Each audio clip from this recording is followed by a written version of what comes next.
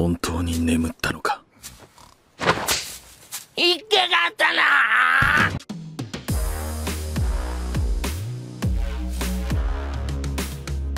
What's going on, guys? LoganJYA here, and welcome to the new setup. We are in our brand new apartment. Thank you to everyone who's been supporting the stream and the YouTube, helping us get this far. You know, it's been really busy, so I apologize for not uploading as much. But we're getting back to some of your fan favorite content. We're going to be uploading more regularly. We're streaming more regularly as we continue to get settled into the new place. But I appreciate each and every one of you for making this possible. If you haven't already done so, hit that like button. Be sure to hit that subscribe button, alright? I really appreciate y'all being here. And now we've got a classic deck profile for you guys. Don't worry, the Drytron videos will be coming back, especially if we hit over 100 likes on this video. So help make that happen. Guarantee the next Drytron video coming out ASAP.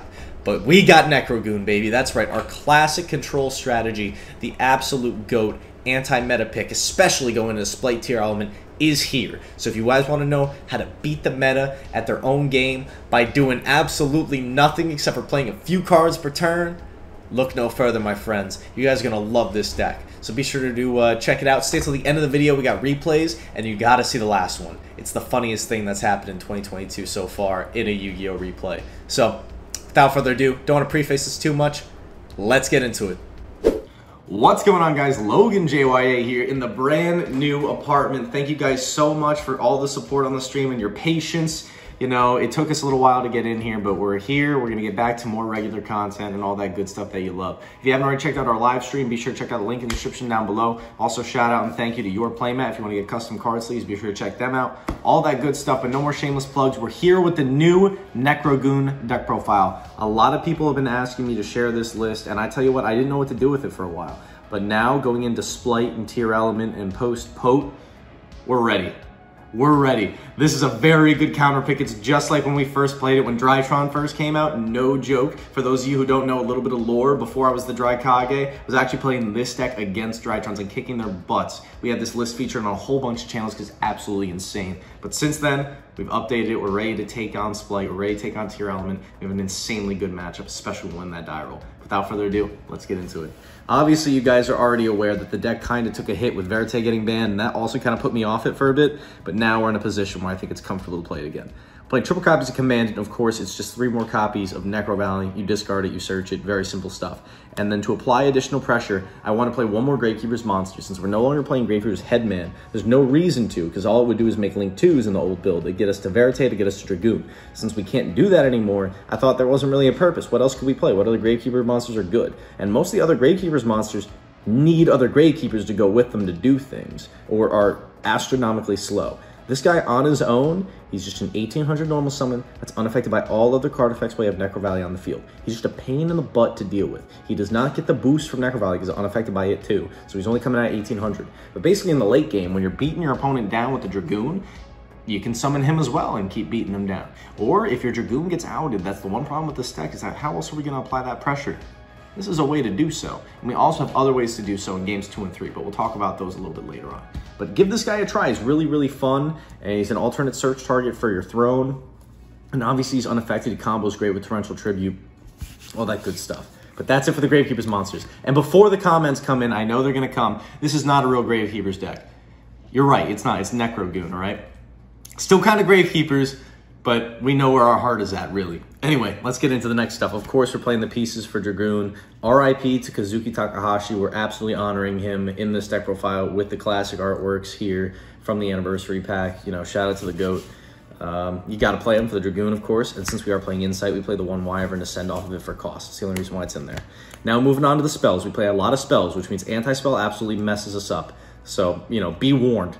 And be ready with our side deck. You'll see that we try and stay ready on that front. But we got triple copies of Necro Valley, of course. Necro Valley is the heart, blood, and soul of this deck. And be sure to be certain that you have a copy of like the Dusa or like a printout of it, because this is the most up-to-date current text. It's actually the strongest that Necro Valley's ever been. So if you guys don't know what it does, be sure to read this version of the card. And if you're playing in a real tournament, you know, have a translation available, because all other copies are different. They all say different things because the card has changed text so many different times. But this is the most up-to-date text. You want to make sure you're aware of that, and you show your opponent this one so there's no confusion.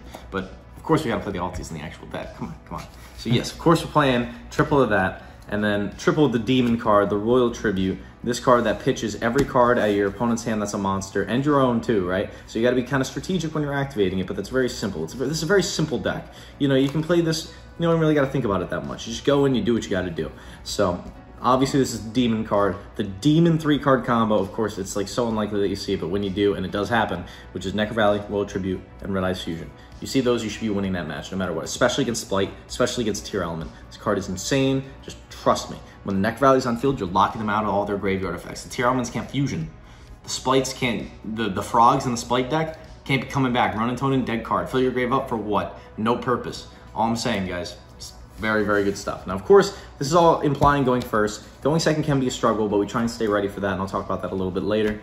We've got the triple copies of the Necro Valley Throne to search Commandant or Hectic, Erratic, whatever you want to call it. That's all that does. And then we still play the one main deck Mystic Mine and the Terraforming. So this is either, you know, your Mystic Mine or another copy of Necro Valley, of course. And, you know, there could be a case to be made, and I'll talk about this more later, to play more Mystic Mines, do something like what YuGiOh was doing. You know, the GOAT with the Sky Strikers. We're playing a control deck, right? So we kind of got to be ready for that kind of situation. But that's what we're trying to choose. We're kind of sticking to that ratio for this one. Let's keep going. Got triple copies of the Red Eyes Fusion, of course. I don't need to say anything about that. And 3 Red Eyes Insight to search it. This is a Dragoon Turbo deck. You want to see these cards as fast as possible. And then to search out whatever card you're missing, go 6 cards deep with that Pot of Prosperity. You're always going for 6. Not a doubt in my mind, because 98% of your extra deck is irrelevant. You got 1 card you really need to summon, that's Dragoon. That's pretty much it. Everything else is a flex spot. So we're playing those. And then to go second, outside of the Mystic Mine and the Trap cards, this is our real only going second card, is Droplets. Because Droplets can just be GG against certain boards. So if you have the Droplets plus the Red Eyes Fusion, you can literally gimp your opponent. It's very free. We're playing a 40-card deck. That'll happen more oftentimes. It will genuinely surprise you how often that can happen. So of course we're playing that. And I'll talk about going second strategies with the side deck cards too, or with the trap cards. But we are playing the triple Solemn Strike, the triple Torrential Tribute, and the triple There Can Be Only One. So this is the new addition to the deck. It's just a it's just a floodgate, you know? And it's very medium against certain matchups, but against Spright, it's pretty good. Against Tearalament, kind of medium, but not the worst. It's a good floodgate though, okay? And when you're going into other matchups where this may not be the best, there's other things you can side in for it. So don't worry, we stay ready. But the whole logic here is, and you know, we're borrowing a little bit of Steven Trifonowski logic here, is that these are the purple cards that can kind of break boards depending on what the board is, right? So against the Spright deck, you know, we got Strike plus There Can Be Only One. That board is broken even if we're going second. Against any deck that has to commit another monster to go for a game, Strike Torrential is an FTK. It makes things very, very simple, okay? So that is just the killer combos and the purple cards that we play. We put the strongest purple cards that we can in this particular build. And of course, you guys already know if Dragoon is on field or Hectic is on field, it won't die to the Torrential. And then the last card we play is the one of Metaverse, because it either gets Mystic Mine, which is a really strong play, or it gets you your Necro Valley, just depending on which one you need. So that's it for the main deck. We're gonna go through the extra deck next. And I'm gonna kind of go through it piece by piece. Sorry for the mixed match sleeves. It is what it is, all right? I put this deck together. We've been theory crafting. We've been testing it on stream. We've been, obviously, stick around to the end of the video. We got replays to show you guys. You're gonna see how this deck really works. But yeah, anyway, forgive me. When I finally found everything for this deck, IRL, just had to throw it together to show you guys. So we got the 1 copy of Dragoon. You don't need any more than 1 because you're never gonna summon more than 1. So get yourself a nice pretty copy of Dragoon, call it a day. Then we're playing cards for one of our obvious side deck strategies. We've got the Predaplant, the new guy out of POTE, right? So this is a post-POTE list, but if you were playing it like on DB right now, you could just cut this for any other generic Super Poly target. But this card is awesome. It's so easy to make. It's basically like Mud Dragon, just with slightly different conditions. So this is a very easy Super Poly target to make.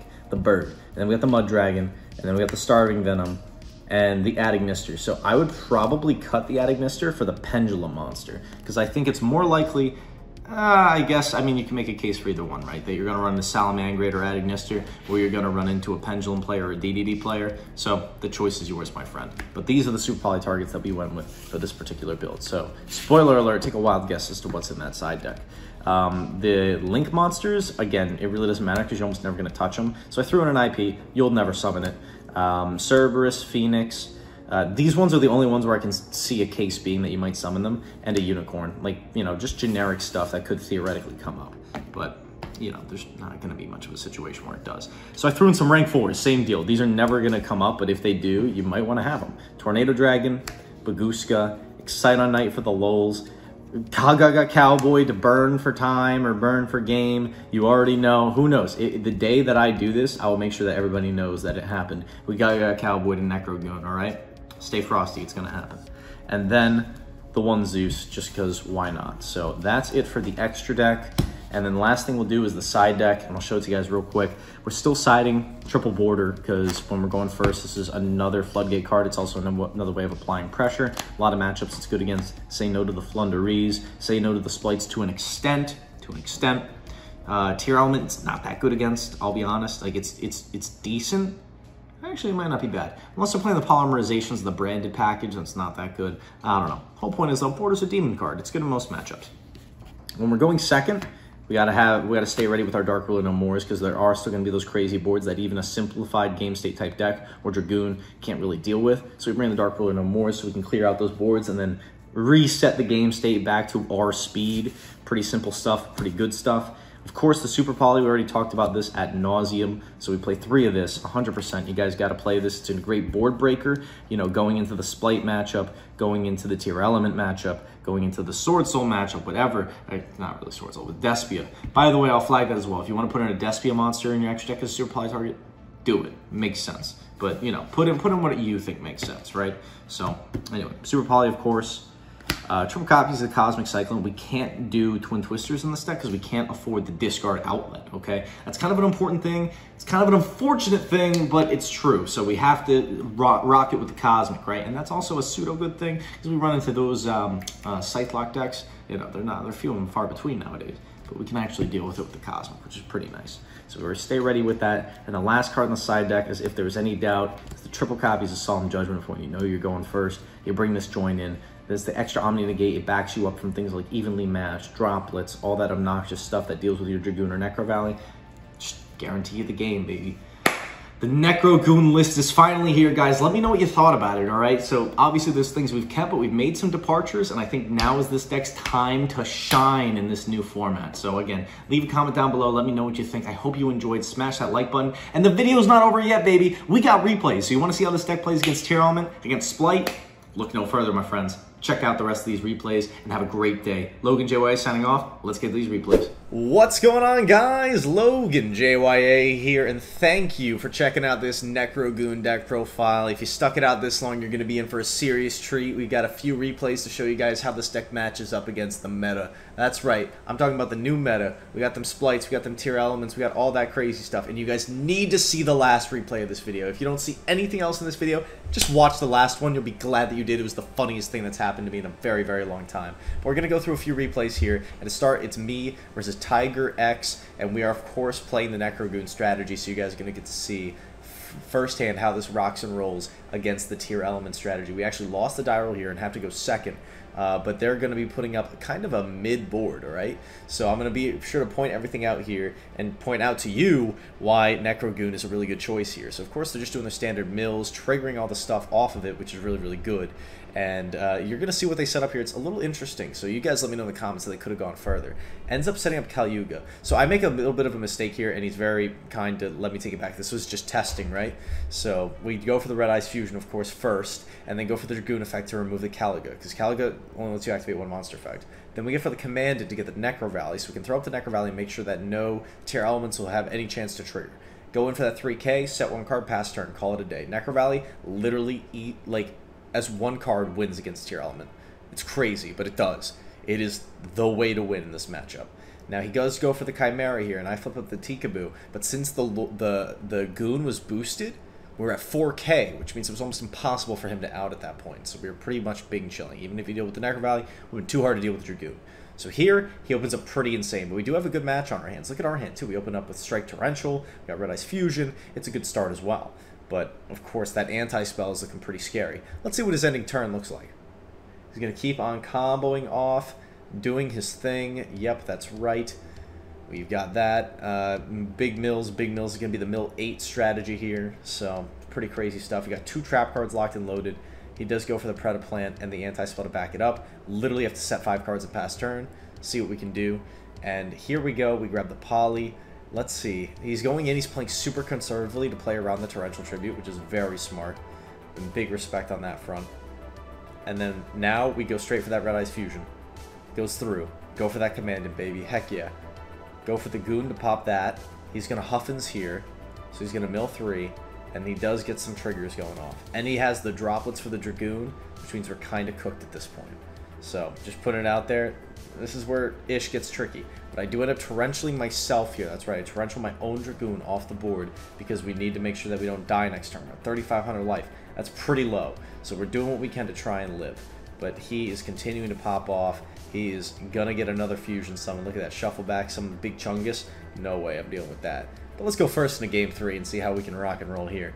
Let's see what we got here. Terraforming, Border, Commandant. You guys are going to see how these stun cards really put in the work. Now look at his hand. His hand is not the greatest, but he does have Rhino Heart and a whole bunch of going second cards, which is pretty cool. But we end up grabbing up the Solemn Judgment for security here. We did not hit the Tribute, unfortunately. But hey, that's alright. In this situation, it wouldn't even been that hot. We get 2 insane counter traps. I do end up judgmenting the Cosmic because of how good Necro Valley is, and go figure, of course, you have the second.